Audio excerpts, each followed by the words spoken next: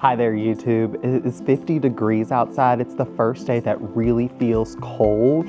I actually have on a vest. It felt weird to put on layers for the first time this season, but I'm just catching my breath because I just moved the 2 concrete pedestals that flank the walkway on the side of my home so that we can strip them finally. If you guys don't remember, I purchased these 2 concrete plinths from an estate sale, but they are painted with this kind of atrocious marble effect, and I want to strip the paint off of them and return them to their natural concrete state. To remove the paint from the concrete, I'm going to be using citrus strip. This stuff works amazing at removing any type of finish from concrete, whether that's like spray paint, regular paint, if there's any type of sealant on top. This just strips everything from the concrete. All you have to do is paint this on, let it sit for 30 minutes, and then power wash it off. So let's get to stripping these plinths.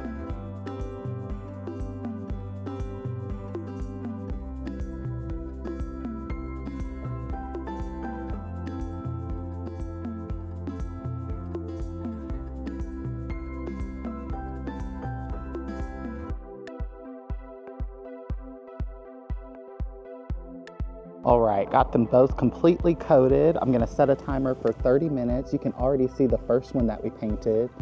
If I mix it up, you can see that the paint is already very, very loose, meaning that this should spray off very, very easily. While we wait for those though, I have another project for us to work on.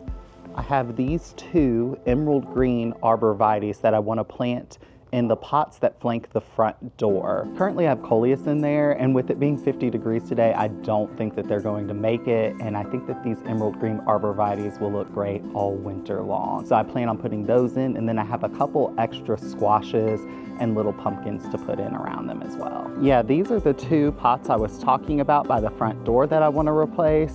The coleus actually still looks really, really good in them, and I also have some cannas in there that look good as well, but I just know that they're not going to hold on much longer, so we might as well rip them out before we have to watch them desiccate right here by the front door and replace them with these Emerald Green Arborvitaes. I think that that will be so nice, and I love adding evergreen trees to my pots here in Colorado because it gives you something to look at and your pots just don't sit empty. And I love watching the snow collect on arborvitaes. And when we're done using them in these pots, we can plant them out somewhere because you can never have too many arborvitaes, particularly here where I'm on a corner lot and I'm trying to give myself more privacy. So I definitely have a plan for these 2 arborvitaes. It is always so sad ripping out containers when they're nice and full, but I just truly feel like if you're trying to make your property look the best, it's best to go ahead and rip out your pots before they look bad, because nobody wants to look at a dying planter. And for me, I get unmotivated to go to a dying planter, so then I just leave it and it just sits and it looks bad for a long time. The root balls on these, oh my goodness. I'm gonna try to save as much soil as possible from this. I did just get some new soil in if I need it, but I'm hoping I won't have to refresh this much.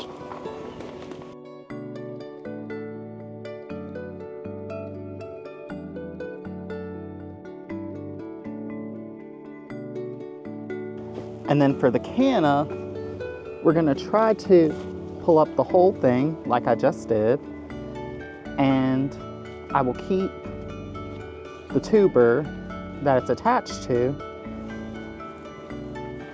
and overwinter it in a paper bag underneath my stairwell in my little cellar. It's a dry cellar. That's where I'm gonna keep my dahlia tubers.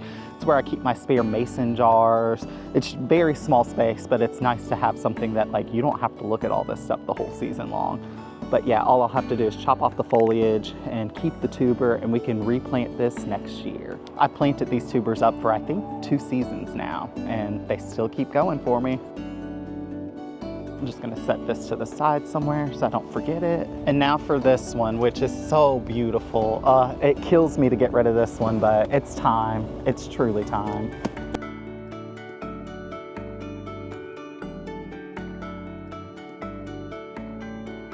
And the good thing about saving your canna tubers is you get more and more each year. Like That one tuber produced 1, 2, 3, 4, 5, 6 canna-tubers. And then I have another 2 from the other container. So I have 8 canna-tubers from planting 2 tubers this season. Now for the arborvitaes. Figure out what side I want this to face before I plant it up. Oh yeah, that side's definitely the best side.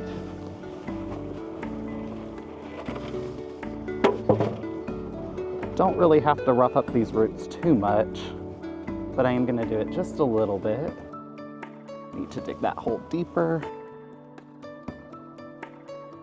You know, I didn't think about how that tree was literally gonna cover up my house numbers. It literally covers it right up. I'm gonna have to like twerk that pot and see if I can like get those numbers to show too. Oh yeah. Okay, so we can do it on a diamond. It shows it a little bit more. From the street, all I see is 80. Dang it. Maybe if it was pulled closer to the door at an angle. You can kind of see it. You can see it enough. You can see it enough. I think that that's good enough. It does bother me that that planter is so pushed in, but sometimes you have to do little weird things to make it accessible.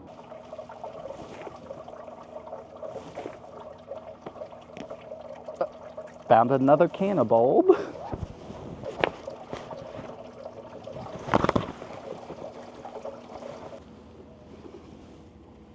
Oh, they look so good. Now let's add the squash around them, and these are done.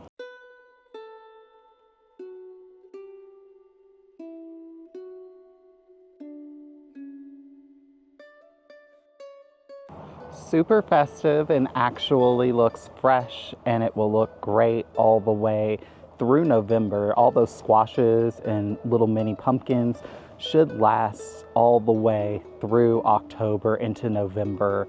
Like literally probably look pretty around Thanksgiving time still, even with freezing temperatures and everything. And the arborvitaes will look great all the way through the winter time. All right, it's been 30 minutes, and as you guys can see, that paint is super loose on that one. And let's check the other one that we did more recently. Yeah, super loose. This is definitely ready for us to go ahead and power wash it. All right, I went ahead and power washed the 2 plinths off camera because this camera is not waterproof and I did not want to get it wet, but I think they turned out pretty good. Are they perfect? No, they definitely still have a little bit of paint on them. If I was super concerned, I could go in with a second coat, but I don't think I'm going to. I think I'm just going to let these dry. Tomorrow I will seal these with a concrete sealer and they'll be ready to put back out. I might go in with a little bit more stripping and try to strip off this white paint that was underneath the layer of black paint on this particular plinth because it didn't come off very well. But other than that, they truly look really good. And they look so much better than what they did before painted. Like that's a miraculous before and after. All right, it's the following day and I actually went ahead and stained these 2 plinths because when they were stripped, you could really tell that they were super different than each other. With them dyed the same color, you can't tell it as much. You can obviously see differences, but it's not as stark. Here's a bit of a close-up of the plinths. I did a lighter application than I did for the fountain, which I think turned out a little bit more natural concrete colored actually.